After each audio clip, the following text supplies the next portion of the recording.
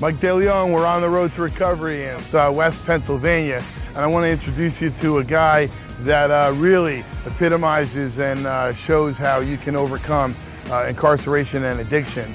Let me introduce you to Laurice. My name's Laurice S.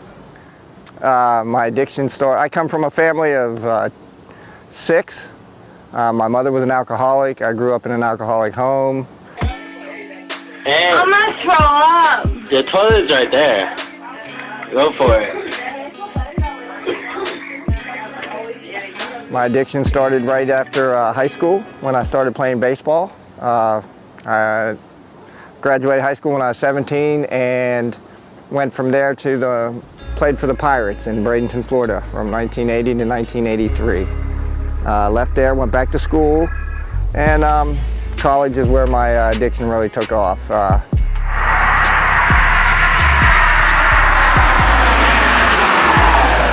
I was working during the day, going to school, snorting coke during the day, smoking weed at night to go to sleep, and eventually the drugs became more important than anything else. I turned around after probably 2 years of that routine, and I became an everyday user. The criminal activity started. I was probably 17, 18 years old at the time, and by the time I turned 22, I'd been familiar with the county jail in my town for 3 or 4 trips, and it got to the point to where I was getting high every day. My sole purpose was to get out of bed, go get high every day. I started to try to run, but everywhere I went, there I was. I went on a period, I was in Atlanta for a few years, slept under a bridge. I didn't think I had it as bad as everybody else because at least I had new cardboard. Everybody else, their cardboard was a little bit wet, rainy, you know. I had new cardboard, so I didn't think, you know, that I was that bad. Next 10 or 11 years, I went on tour across the United States to approximately 40 states. I broke the law in all of them in one way or another. And I ended up in Reno, Nevada. And I'd been clean about 6 months, ironically enough, in Reno, the one state where alcohol was free, just sit in a casino and drink all day, and I decided this is the place I want to get sober. And I was in an automobile accident. A lady ran in front of the automobile I was driving, and I swerved not to hit her. And I struck a telephone pole, and it fell over and it struck a pedestrian, and he was hurt pretty bad. And I got out, I tried to help him,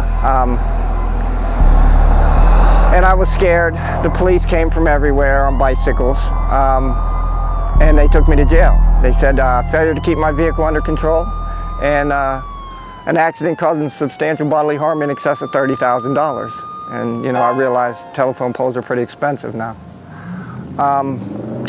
So they came to me and said, look, if you take 2 2-to-5s, we won't charge you for the death if the man passes away. And he was in a coma and he was in pretty bad shape.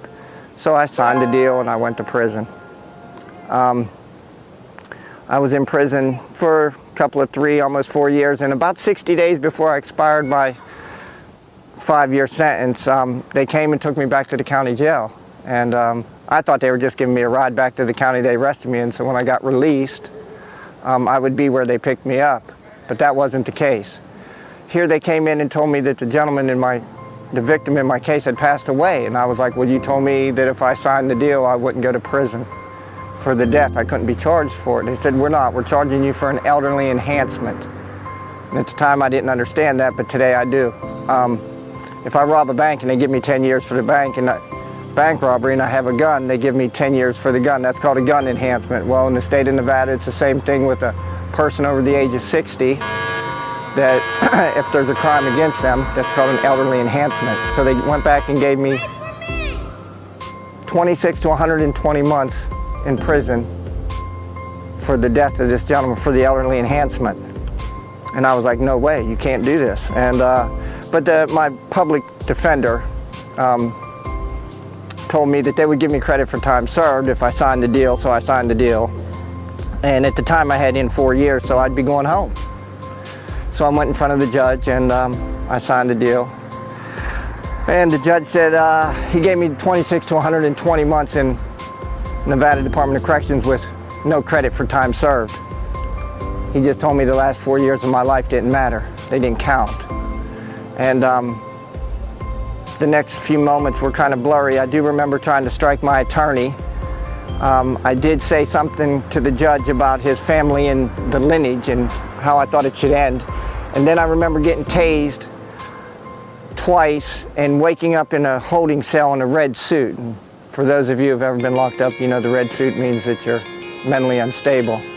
The next day I was sent back to NNCC, Nevada Department of Corrections, Northern Nevada Department of Corrections, and they took me straight to what's called administrative segregation, and I spent the next 18 months in a 6x8 cell with no windows. And I was there about 3 months, and a lady came by and knocked on the door, and I ran over to the door and I was like, can I have a book? Can I have a book? Can I please have a book? Because I just wanted something to read. I didn't have anything. I had a pair of boxers, a pair of socks, a t-shirt, and a sheet. I wanted something to read. That's all I wanted. And she just looked at me and walked away. Didn't see her again for 3 more months, and she came back, and I thought, well, maybe she didn't hear me the last time. So I ran to the door and I'm like, can I have a book? Can I have a book? Can I please have a book? And she just looked at me again and walked away. And this went on for the next 15 months. Every 3 months she'd come by, knock on the window at the door, and you know, same routine. I just wanted something to read. About the 15th month she came by and she knocked on the window, and I just sat in bed and looked up at her and I said, good morning, can I please have a book? And she put one finger up, and she came back about 10 minutes later and she kicked one of them little small Bibles under the door. It was a blue one, Psalms and Proverbs, and I ran over to that book and picked it up like a lion on a stake. And I opened it up and it was in Spanish. And in AA and NA, they talk about a moment of clarity. And that was my moment of clarity. At that moment, I knew that the Nevada Department of Corrections didn't give a shit about me or who I was. But what they did care about was that I was in that cell and I could spend the rest of this 10-year sentence in that cell and never see another human being. And but I also had my moment of clarity was that I didn't have a vindictive God, and I wasn't angry at God, but I knew I had a just God, and that He was going to balance the scale.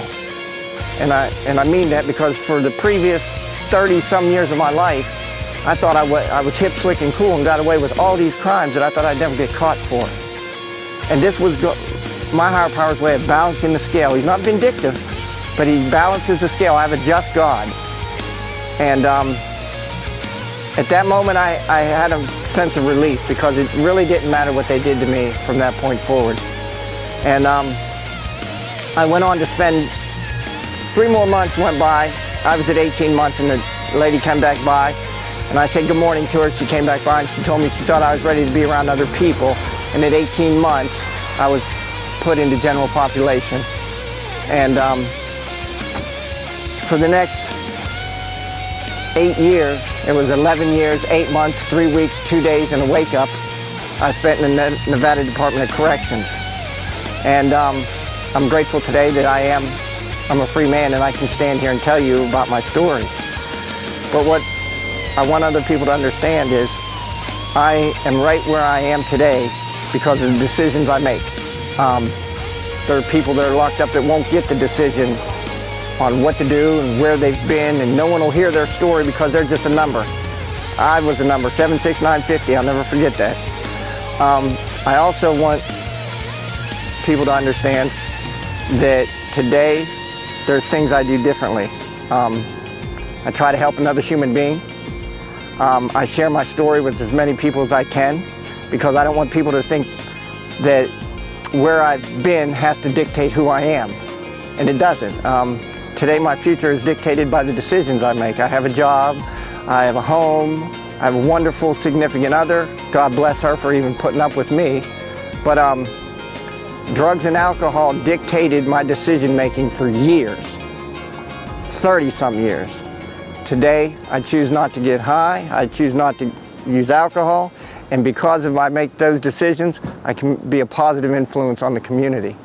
And I appreciate Mike giving me the opportunity to share this. And for those of you who have ever been in my situation or a similar situation, do not allow your past to dictate your future. And there's two things that I learned. One, religion is for people who don't want to go to hell, and spirituality is for people who have already been there. Thank you for your time. You know, Laurice is a lot like me. We've overcome similar things. He really shows how he can overcome incarceration and not only live a life of recovery, but live a much fuller life. He shows that addiction can stop us and incarceration can't stop us. If someone you know needs help, if someone you know is seeking that path, show them the path to recovery, reach out to us. We'll help them at Recovery Army. Thank you. We'll see you on the next episode of On the Road to Recovery. I'm Michael De Leon.